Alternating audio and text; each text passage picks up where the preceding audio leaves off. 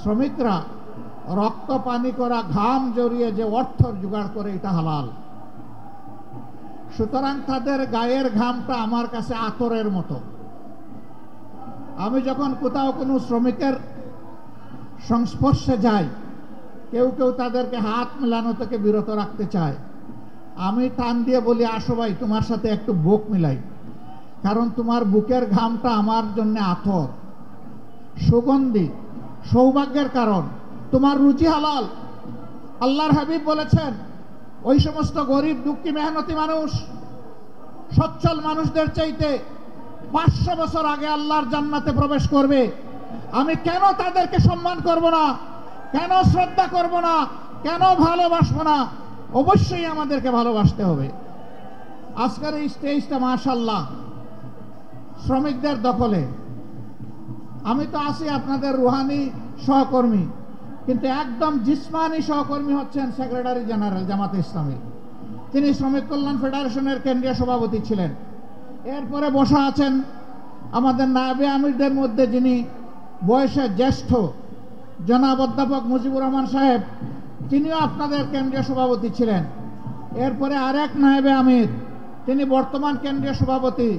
একজন মাত্র নায়েবে আমির বাকি আছে, ডক্টর সৈয়দ আব্দুল্লাহ মোহাম্মদ তাহের। আমি ভাবতেছি তাকেও কোনদিন টান দিয়ে আপনারা কেন্দ্রীয় সভাপতি বানিয়ে নেবেন, আর আমার পালা শেষে ইনশাআল্লাহ।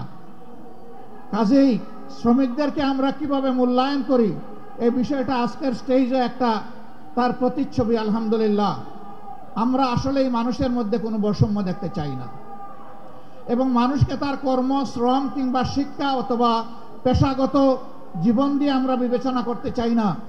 মানুষ আশরাফুল মখলুকাত। দল ধর্মের ঊর্ধ্বে উঠে আমরা মানুষকে সম্মান জানাতে চাই, এবং এরকমই একটা বাংলাদেশ গড়তে চাই। সেই বাংলাদেশটা আল্লাহর কোরআনের ভিত্তিতেই সম্ভব, রাসূল মকবুল সাল্লাল্লাহু আলাইহি সাল্লামের মাদানী শাসন ব্যবস্থার মাধ্যমে সম্ভব। বাংলাদেশ জামাতে ইসলামী এই সম্মান এবং শান্তির শাসন ব্যবস্থা কায়েম করার জন্য লড়াই করে যাচ্ছে। এই লড়াইয়ে আপনারা অংশীদার, গর্বিত অংশীদার। আপামর শ্রমিক জনতাকে এর সাথে সম্পৃক্ত করার এই লড়াই আপনাদেরকে অব্যাহত রাখতে হবে। শ্রমিক বোন এবং গৃহকর্মীদের উদ্দেশ্যে আমি একটা কথা বলতে চাই। আমাদের প্রতিপক্ষ আমাদের বিরুদ্ধে অপবাদ ছড়ায়, জামাতে ইসলামী ক্ষমতায় গেলে মহিলাদের আর কোনো কাজ করতে দিবে না, ঘর থেকে বের হতে দেবে না। আমরা আমাদের এই বোনদেরকে নিশ্চয়তা দিচ্ছি, তারা তাদের যোগ্যতা এবং পছন্দ অনুযায়ী কর্মক্ষেত্রে কাজ করবেন। এখন তাদের কোনো সম্মান নাই, তাদের কোনো মর্যাদা নাই, এবং তাদের কোনো নিরাপত্তা নাই। সেই রাষ্ট্রে ইনশাআল্লাহ তাদের মর্যাদাও আমরা কায়েম করব, তাদের নিরাপত্তাও নিশ্চিত করা হবে ইনশাআল্লাহ।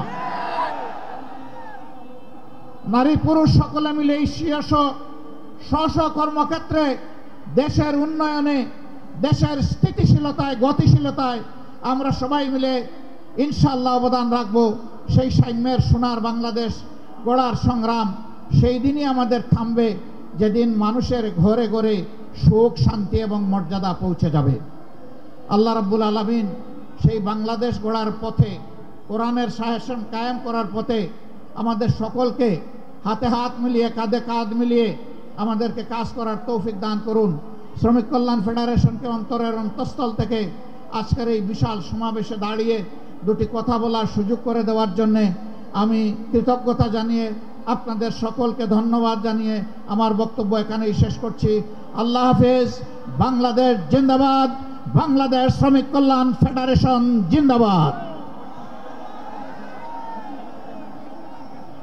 আলহামদুলিল্লাহ, আমাদের সম্মানিত আমিরে জামাতের বক্তব্যের মধ্যে দিয়ে বাংলাদেশ শ্রমিক কল্যাণ ফেডারেশনের আজকের এই ঐতিহাসিক সমাবেশের কাজ সম্পন্ন হলো।